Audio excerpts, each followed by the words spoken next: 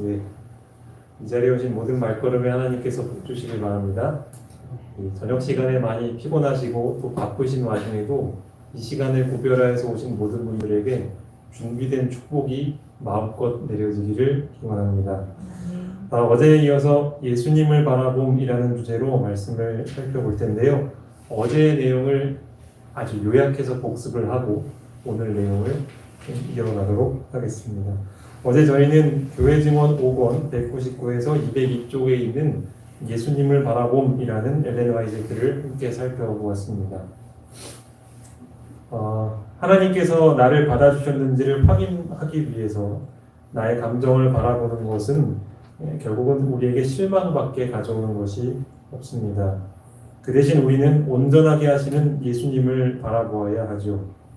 나의 죄값을 대신 치르신 그 예수님의 희생의 공로를 의지하게 될 때에 우리는 희망과 믿음, 용기와 안식, 평안과 기쁨을 얻을 수 있습니다. 예상되는 불행을 곰곰이 생각하는 대신에 우리가 해야 할 일은 오늘의 의무를 이행할 수 있는 힘을 얻기 위해서 매일 매시간 예수님을 의지하는 것이 필요합니다. 끊임없이 하나님을 찾음으로 우리는 하나님의 임재 안에서 안식할 수 있게 됩니다. 만약 우리가 발걸음마다 예수님의 임재가 필요하다는 것을 느낀다면 사단은 우리를 시험할 기회를 거의 얻지 못할 것입니다. 예수님은 특별히 예배를 드리러 모인 모든 사람들에게 복을 주시기 위해서 찾아오십니다. 그때 우리가 예수님의 사랑에 대하여 이야기하므로 우리는 자아에게서 눈을 돌려서 예수님을 바라볼 수 있게 됩니다. 우리는 큰 어려움뿐만 아니라 작은 염려와 걱정도 그분께 가져가 알려야 합니다. 예수님을 우리의 가장 절친한 친구로 삼아서 마음속에 있는 모든 것을 그분께 말씀드리라고 권하고 있습니다. 마치 배고픈 아이가 음식을 달라고 하는 것처럼 간단 명료하게 바로 요점으로 들어가는 기도를 하라고 권면하였습니다. 이렇게 단순하게 믿음으로 구하게 될 때 하나님은 우리에게 필요한 모든 축복을 주시게 될 것입니다. 기도 시간에 하나님의 임재가 그의 앞에 있음을 느끼게 된다면 그는 그 시간 자기 자신을 잊게 될 것입니다. 그의 기도는 진실하고 겸손하고 열렬하게 될 것이며 마침내 그가 얻기를 갈망하는 그 축복을 얻게 될 것입니다. 그리스도는 믿음으로 그분을 찾는 모든 사람들을 도와주신다 약속하셨습니다. 여기까지가 이제 어제의 내용입니다. 이제 오늘 내용은 이어서 살펴볼 텐데요. 같은 소제목의 교회 증언 2권에 있는 글을 오늘 좀 살펴보도록 하겠습니다. 읽어줄까요? 1868년 6월 12일 내게 임한 이상 가운데서 나는 하나님의 백성들이 문제가 있을 때에 화이트 부부를 바라보고 그 문제에 대한 권고를 얻어야 한다고 생각하는 위험 속에 빠져 있음을 보게 되었다. 이렇게 해서는 안 된다. 1868년이죠. 그러니까 지금으로부터 약 한 160년 전의 일이죠. 엘렌 화이트 부부가 생존하던 당시에 이제 교인들의 모습인데 우리가 주목해서 봐야 할 것은 그 당시에 교인들에게 어떤 습성이 생겼는가, 이 교회 안에 어떤 문제가 생기게 될 때, 혹은 개인적인 어떤 문제가 생기게 될 때 다 누구를 바라보고 있는 거예요? 엘렌 화이트 부부. 엘렌 화이트가 제임스 화이트를 바라보고 어떻게 해야 될지를 바라보고 묻는 겁니다. 그런데 이것이 문제가 있다라고 이제 엘렌 화이트는 생각을 했던 것이죠. 그대는 그리스도의 제자라고 하지 않는가? 성경을 연구하라. 우리의 사랑하는 구주께서 이 땅에 계실 때 어떻게 사셨는지 기도하는 마음으로 조심스레 성경을 읽어라. 그분의 생애를 모방하라. 그리하면 그대는 좁은 길에서부터 빗나가지 않게 될 것이다. 우리는 결코 그대의 양심이 되지 않을 것이다. 하나님은 우리가 이 일상 속에서 만나는 문제들에 대한 답을 어떤 사람에게 듣기를 바라지 않으십니다. 그럼 어떤 방식을 원하시는가? 하나님께서 우리 각자에게 양심을 주셨죠. 그 양심의 지표에 맞게 우리는 옳은 것을 선택하고 행동을 하면 되는 거예요. 하나님은 양심을 통해서 우리에게 말씀하십니다. 그런데 그 양심이 때때로는 이 사람마다 어느 정도 치우쳐 있는 부분이 다르기 때문에 우리가 양심대로 한다고 해서 그것이 하나님의 최선의 답대로 행동하지는 않아요. 그래서 우리가 해야 할 일은 성경을 읽고 예수님께서 어떻게 사셨는지를 따라하는 것입니다. 그렇게 될 때 우리는 빗나가지 않는 것이죠. 그러니까 여기서 중요한 것은 우리가 어떤 특정한 사람의 조언을 구하는 것보다 이 성경 말씀을 통해 하나님께 직접 지도를 받는 것이 안전하다라는 것을 이야기하고 있는 거예요. 그대는 몸소 경험해야 한다. 그것은 하나님 안에서 얻을 수 있다. 그리하면 마지막 시대의 위험에서 그대는 설 수 있게 될 것이며 모든 성도들이 불멸의 옷을 입기 전에 준비해야 할 일, 즉 품성에서 모든 부정한 것을 제거하는 일을 위해 반드시 통과해야 할 시련으로 인해 소멸되지 아니하고 정결케 될 것이다. 우리가 마지막 때가 되면은 정말로 감당할 수 없는 큰 환란이 찾아온다는 것을 많이 들으셨습니다. 그런데 그때 우리가 흔들리지 않고 믿음을 가지고 서 있으려면 지금부터 준비가 되어야 하죠. 사실 그 준비라는 것은 대단히 거창하고 복잡한 것이 아닙니다. 그것은 우리가 하나님을 직접 의지하는 법을 실제로 연습하는 것입니다. 그러니까 예로 들면 아까 말씀드린 것처럼 어떤 문제가 생길 때마다 지금 이 시대에는 엘렌 화이트이 살아계시지 않으니까요. 어떤 목사님이나 어떤 내가 신뢰할 만한 사람을 계속해서 의존하는 것은 내가 이 마지막 때에 홀로 설 수 있게 준비가 되지 않게 되는 것이라고 말씀하고 있는 것이죠. 우리가 그 위험에서 홀로 서기 위해서는 또 그 시련을 통해서 내 자신의 성품이 믿음이 소멸되지 않게 하기 위해서는 직접 하나님께 묻고 그리고 그대로 실천에 옮기는 삶을 사는 것이 중요하다는 것이죠. 이것은 어느 누구도 대신해 줄 수가 없는 것입니다. 화이트 형제와 자매가 없으면 큰 집회를 할 수 없다고 생각하는 자들이 많다. 많은 곳에서 그들은 진리의 사업을 위해 더 큰 열성과 단호한 행동을 위해 백성들의 마음을 감동시키려고 무엇인가를 해야 할 것이라고 생각하고 화이트 형제 자매가 그 일을 하기를 기대한다. 나는 이것이 하나님께서 바라시는 것이 아님을 알았다. 네, 요즘도 저희가 지구에서 해마다 이제 모여서 하는 집회들이 좀 있죠. 그리고 때때로는 우리 교회 청지기 정신을 강화하기 위해서 또 강사를 모시기도 하고 또 특별한 목적으로 주말 부흥회를 하기도 합니다. 근데 쉽게 얘기하면 이때 교회에서 서로 의논을 하는 거예요. 아, 우리 이번에 장막 부흥회 강사 누구로 모시나? 아, 우리 엘렌 화이트 있지 않습니까? 그럼 좀 이따가 나중에 아, 우리 또 청지기 부흥회 강사는 누구로 모시지? 엘렌 화이트 모시고 전도회 강사는 계속 그렇게 되는 거예요. 그렇죠? 그러니까 큰 집회를 이 두 부부가 없으면 절대로 할 수 없다라는 지경까지 이르게 된 겁니다. 근데 여러분, 이 당시에 목회자들이 없었을까요? 있었어요. 목사님들조차도 그런 생각을 했어요. 이것은 하나님께서 바라시는 것이 아니라고 이야기를 하는 것이죠. 목회하는 형제들 중에 사업에 깊이 관여하지 않고 백성들의 마음을 사로잡지도 않고 적당히 지내는 사람들이 있다. 그들은 화이트 형제 자매가 부족한 것을 채워줄 것이라고 핑계하였다. 그들이 그 사업은 특별히 잘하게 되어 있다고 말한다. 각 지역마다 목회자가 있었던 이유는 그 지역의 교인들을 상황을 살피고 또 신앙에 부족한 점이 있으면 권면하고 설득하고 또 선한 길로 이끌도록 보냄을 받은 사람들입니다. 그런데 이 사람들이 자신의 본업을 충실하지 않았대요. 왜 그런지 아세요? 누가 있으니까? 아, 이 훌륭한 분들이 있기 때문에 이분들이 나서면은 다 해결될 거야. 그러니 내가 굳이 할 필요가 있나라고 그 당시에 목사들도 생각을 했다는 겁니다. 그러니 교인들은 오죽했겠습니까?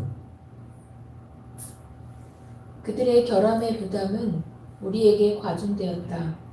목사들은 보다 큰 책임을 져야 하며 도움이 필요한 백성에게 도움이 되는 기별을 전할 수 없다는 생각을 말아야 한다. 그들이 이 일을 할 수 없으면 그들은 위로부터 오는 능력을 받기 위해서 예루살렘에 머물러야 한다. 그러다 보니 이 화이트 부부의 이 마음은 굉장히 무거울 수밖에 없었죠. 교회의 사실 한 교회의 문제들을 다루는 것도 쉽지 않은데 이 여러 교회, 여러 지역에 있는 교회의 모든 문제들을 다 이렇게 가지고 오니 마치 모세가 천부장, 백부장을 세우기 전에 느꼈던 중압감과 부담감이 있지 않았겠습니까? 신약시대 때 교회 때도 이 사도들이 교회의 모든 문제를 관여하다가 결국 그 과부 돕는 문제로 문제가 생겼잖아요. 그러니까 이 모든 것들은 다 하나님의 뜻에서 어긋났기 때문에 생긴 일이죠. 즉 교회의 모든 일은 적절한 지도자와 이 동역자들을 세워서 함께 일하고 해결해야 되는데 그것이 어떤 소수의 몇 사람들에게 이 짐이 지워졌기 때문입니다. 목사들이 그 책임을 나눠줘야 했습니다. 만약 그들이 난 저 엘레인 화이트 부부보다 못한 것 같아, 영성이 부족한 것 같아, 그렇다고 생각이 되면 그들이 해야 할 일은 무엇이었는가? 초록색을 보시면 뭘 해야 된대요? 위로부터 오는 능력을 받기 위해 예루살렘에 머물러야 한다. 마치 사도들이 이 오순절 그 성령 강림 사건 이전에 함께 모여서 그들이 성령의 능력을 구했을 때 성령을 받게 되었던 것처럼 그들이 누군가를 의존하지 않고 직접 하나님의 능력에 의지해서 스스로 일할 수 있는 준비를 갖췄어야 하는 것입니다. 화인 형제자매가 그들을 흑암에서 빠져나오게 할 것이라고 쳐다보는 대신에 그들은 스스로를 돕는 일에 열성을 내어야 한다. 만일 그들이 보다 못한 사람들을 찾아다니기 시작한다면 또 그들을 도와주려고 애를 써야 한다면 그들은 다른 것보다는 더 빨리 빛 가운데 들어가게 될 것이다. 그러다 보니 그 당시에 목회자들과 교인들이 얼마나 무기력해졌을까요? 우리도 그렇잖아요. 우리 팔이 다쳐가지고 이렇게 기부스를 하게 되면 팔을 쓸 수가 없으니 오랫동안 이 기부스를 하던 걸 풀면은 여기가 어떻게 돼요? 근육이? 그렇죠. 약해지는 것이죠. 그렇죠. 쓰지 않으면. 그러니 우리가 영적으로도 전혀 영적인 활동을 하지 않고 누군가에게 의존하고 그 사람의 지도대로만 따라가면 우리도 마찬가지로 영적으로 이렇게 계속 무력해지는 것입니다. 기도할 줄도, 전도할 줄도, 봉사할 줄도, 가르칠 줄도 모르는 그런 영적인 미숙아처럼 지내게 되는 것이죠. 그들에게 무엇이라고 권면하냐면 화이트 형제 자매가 나를 이 흑암에서 빠져나오게 해줄 거야, 내 신앙을 성장시켜 줄 거야 라고 기대하지 말고 스스로를 돕는 일에 열성을 내라고 하는 거예요. 스스로 여러분의 흑암에서 빠져나오기 위해서 할 일을 하라. 그게 무엇인가? 나보다 못한 사람들을 찾아다니면서 그들을 도와주기 위해서 애를 쓰라는 거예요. 그렇게 할 때 쓰지 않았던 영적 근육들이 생기게 되고 점점 그들은 화인 못지않은 그런 훌륭한 하나님의 사역자가 되게 된다는 것이죠. 이것이 영적인 법칙인 것입니다. 만약 우리 가운데 나는 왜 이전 신앙만큼 못하게 될까? 나는 왜 점점 쪼그라들고 무기력해지는 것 같을까? 우리 교회는 왜 이렇게 사람은 많은 것 같은데 뭔가 잘 안 되고 있는 것 같을까? 라고 생각이 된다면 우리는 좀 더 유능한 강사, 유능한 목사 오기를 바라야 하는 것이 아니고 이 해결책을 따르면 되는 거예요. 그게 뭐냐면 스스로를 돕도록 열성을 내야 하는 거예요. 내가 살아나기 위해서 하나님의 일을 찾아서 하는 거예요. 누구를 의지하여? 예수님을 의지하여. 그대들은 하나님을 바라보고 그분을 신뢰해야 한다. 성경을 연구하라. 이는 너희가 그 안에서 영생을 얻는다고 생각하기 때문이다. 영감의 말씀을 주의 깊게 기도하는 심령으로 연구하고 실생활에서 순종하면 모든 선한 역사로 그대를 채울 것이나 목사들과 백성들은 하나님을 쳐다보아야 한다. 하나님을 쳐다보아야 한대요. 하나님을 쳐다보는 방법은 무엇인가? 그것은 성경을 연구하는 것이죠. 근데 그 성경 연구의 목적이 중요합니다. 왜 성경을 연구하는가? 뭐 하려고요? 순종하려고요. 이것이 매우 당연하고 단순한 것 같지만 너무나 중요합니다. 우리가 너무나 이 성경을 연구하는 것에 익숙해지다 보면 내가 정말 순종하기 위해서 이것을 읽는지 아니면 습관적으로 이것을 읽는지 어떤 내가 새로운 것을 알기 위해서 읽는지가 헷갈릴 때가 있어요.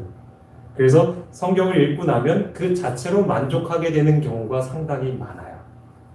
목사인 저도 오히려 더 그런 위험에 빠지게 되는 경우가 많아요. 저는 직업적으로 말씀을 가르치는 사람이잖아요. 근데 여러분, 우리가 내가 깨달은 말씀에 순종하는 것을 멈춘 채 성경을 계속 읽다 보면 굉장히 큰 문제가 생기게 되는 것입니다. 우리는 순종하기 위해 성경을 연구해야 그것이 바로 하나님을 바라보는 것입니다.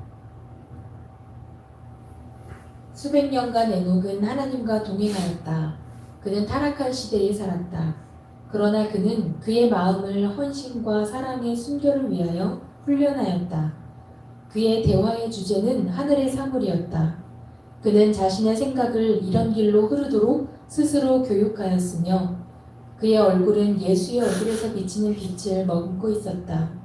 에녹은 우리가 당하는 시험을 당하였다. 하나님과 동행했던 사람 하면은 가장 먼저 떠오르는 사람이 에녹이죠. 우리가 에녹을 떠올려 보면 굉장히 고상하고 또 아주 예수님을 닮은 성품을 가진 사람, 이렇게 떠올릴 수 있습니다. 그가 살았던 시대는 우리 시대보다 훨씬 더 선하고 또 사람들이 착했을 것이라고 생각을 하지만 그렇지 않았습니다. 여기 나온 것처럼 그는 우리가 당하는 시험을 똑같이 당했고 그가 살았던 시대도 매우 타락한 시대였습니다. 그러니까 그가 하나님과 동행했던 건 우리보다 더 나은 조건이어서가 아니었어요. 그 비결이 무엇이었는가? 그는 그의 마음을 헌신과 사랑의 순결을 위하여 훈련한 것입니다. 다시 말하면 그의 실제적인 삶과 반복되는 연습이 있었다는 거예요. 구체적으로 보면 그의 대화의 주제가 하늘의 사물이었다. 자신의 생각을 이 하늘의 사물에 관련된 것들로 흐르도록 스스로를 교육하였다. 그렇죠. 그러니까 결국 우리가 하는 말, 우리가 하는 생각이 계속해서 하늘을 향할 수 있도록 에녹은 연습한 거예요. 우리가 다니엘이 내가 정결한 음식을 먹기로 뜻을 정했듯이 에녹은 하루를 시작할 때 가장 먼저 마음에 결심을 한 겁니다. 내가 오늘 밤에 누워서 자는 그 시간까지 무슨 일을 하든지 내 말과 생각을 하늘로 향하도록 하겠다라고 결심을 하는 거예요. 그리고 그 일을 위해서 계속 하나님을 의지했던 것입니다. 그 결과가 바로 무엇이냐면 그의 얼굴에서 예수님의 얼굴에서 비쳤던 빛이 비쳤다고 하잖아요. 마치 모세처럼. 우리도 이런 사람이 되면 얼마나 좋을까요? 그렇죠? 하루를 시작할 때 나의 생각과 나의 말을 하나님께로 향하게 하겠다. 하늘과 관련된 것이 아니면 나는 내 머릿속에 들어오지 않도록 하겠다라는 어떤 의지와 결심이 우리에게 필요하지 않겠습니까? 하나님께서 약속하신 바를 그분께서는 끝까지 지킬 수 있다. 그리고 그의 백성들에게 주신 사업을 그분이 그들을 통하여 이루실 수 있다. 우리가 완전히 순종하며 살면 그분의 약속들은 우리를 향하여 성취될 것이다. 네. 하나님이 원하시는 사업을 우리를 통해서 이루기를 바라십니다. 우리를 통해서. 그럼 우리가 일을 해야 돼요? 말아야 돼요? 너무 당연한 질문이죠, 그렇죠? 그럼 그 우리에는 이 엘렌 화이트와 같은 훌륭한 목회자만 포함되겠죠? 아니면 거기에 저 같은 별 볼 일 없는 목회자도 포함될까요? 그럼 거기에는 이 자리에 앉아있는 오래도록 교회를 지켜오신 여러분 한 분 한 분도 다 포함될까요? 어린아이든 어르신이든 마찬가지죠. 하나님은 그 모든 사람들을 통하여서 일하기를 바라시는 거예요. 그래서 우리가 하나님의 말씀을 순종하면서 살게 될 때에 하나님께서 우리에게 주신 모든 약속들이 성취가 되기 시작할 것입니다. 하나님께서는 그분의 백성들이 세상에서 등불처럼 비추기를 요구하신다. 목사들만이 일을 할 것이 아니라 그리스도의 모든 제자들이 이 일을 하도록 요청받는다. 그들이 하나님과의 교제를 즐기는 동안에 그들은 하나님께서 그들의 마음에 활력을 주시는 하나님의 사랑을 말과 행동으로 표현하기 위하여 동료들과 교제하기를 바라게 될 것이다.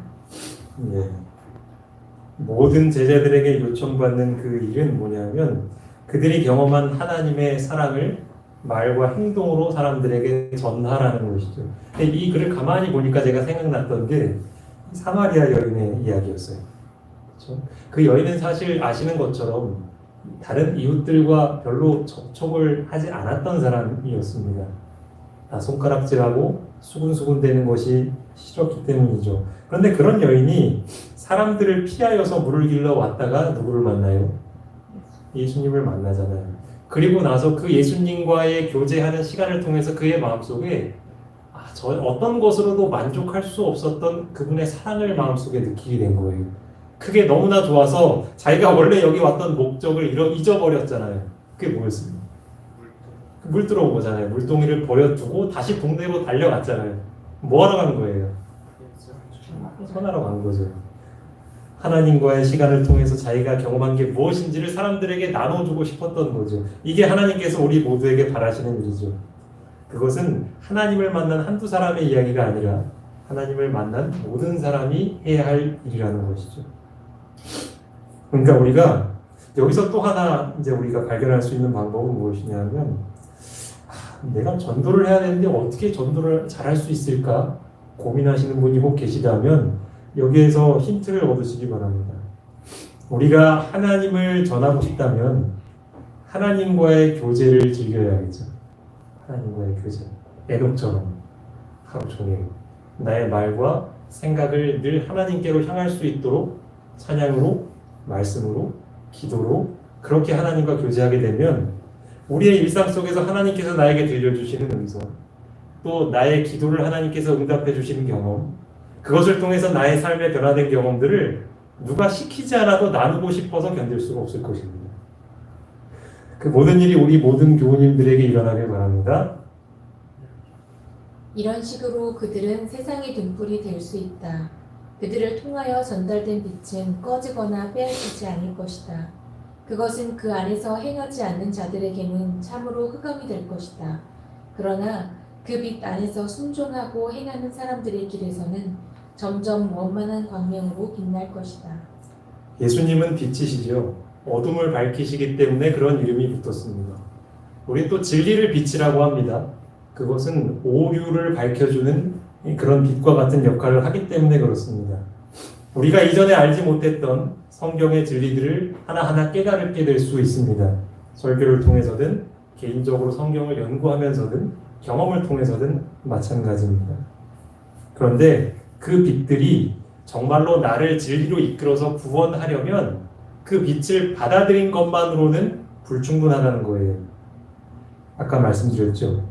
그 안에서 행하지 않는다면 내가 이해하게 된 그 빛을 순종하기 위해서 예수님 붙들고 씨름해보지 않았다면 내가 발견한 그 빛, 깨달음이 아무리 산더미 같을지라도 나를 절대로 구원할 수 없다는 것입니다.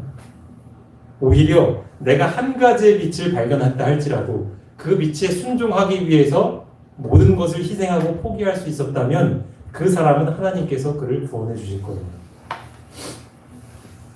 하나님의 백성들이 지금 망해가는 이유는 지식의 부족이 아니다. 그 빛에 맞게 살며 흑암에 있는 자들에게 전달하지 않는다면 그 빛은 그들을 구원하지 않는다. 하나님께서는 당신의 백성들에게 행하라고 요청하신다. 이 일은 남을 위해 해줄 수 없는 것이다. 네. 지금 이때는 지식이 부족하지 않습니다. 이 지식은 아시는 것처럼 말씀의 지식입니다. 지식이 부족한 시대가 아닙니다. 그럼 무엇이 부족한가? 그 빛에 맞게 사는 사람이 부족합니다. 그러니까 우리는 어떤 새로운 깨달음, 새로운 지식, 어떤 다른 관점에서 본 성경의 말씀을 알기 위해서 애쓰기 이전에 지금 내가 알고 있는 진리 중에서 여전히 내가 순종하기를 거부하고 있는 것이 있는가를 점검해야 하는 거예요.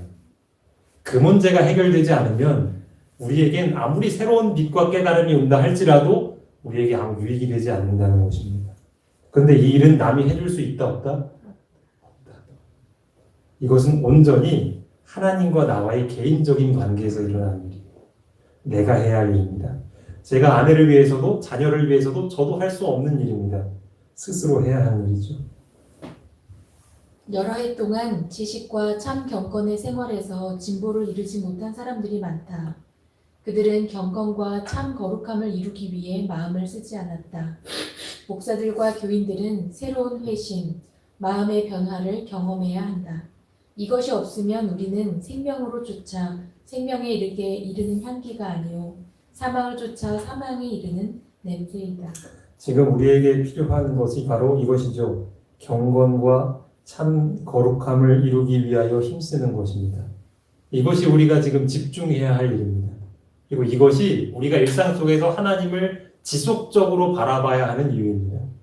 왜냐하면 그것만이 여기 나온 것처럼 우리의 마음을 회심시키고 변화할 수 있거든요. 우리가 성경에서 시키는 행동들을 겉으로 드러나게 하는 것처럼 할 수 있지만 여전히 내 마음이 거기에 내키지 않을 수 있잖아요. 근데 그 마음까지도 변화시킬 수 있는 능력은 하나님을 바라볼 때야만 얻을 수 있다고 성경은 이야기하고 있죠. 우리가 이 일에 집중하게 될 때 하나님은 우리를 통해서 일하시고 영광 받으실 것이라 믿습니다. 이제 오늘 들으신 말씀을 기억하시면서 함께 기도하는 시간을 갖도록 하겠습니다. 이 앞에 있는 5가지는 오늘 말씀과 관련된 기도 제목들입니다.